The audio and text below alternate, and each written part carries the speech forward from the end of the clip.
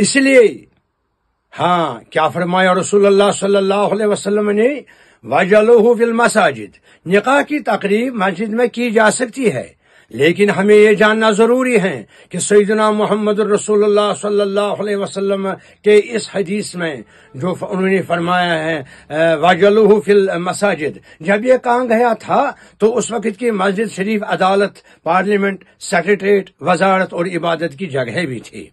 उस दौर में सहाबा किराम खासतन मुहाजिरीन रिज़वानुल्लाह ताला अलैहिम अजमईन अक्सर रिहाइश मुश्किलात का सामना कर रहे थे, इसलिए दूर दराज से आने वालों के लिए निकाह की तकारीब मस्जिद में मुनाकिद की जाती थी। जब सहाबा मुहाजिरीन रिज़वानुल्लाह ताला अलैहिम अजमईन ने अपने अपने घरों का इंतजाम कर लिया तो उन्होंने निकाह की तकरीबात अपने घरों में ही शुरू कर दिए।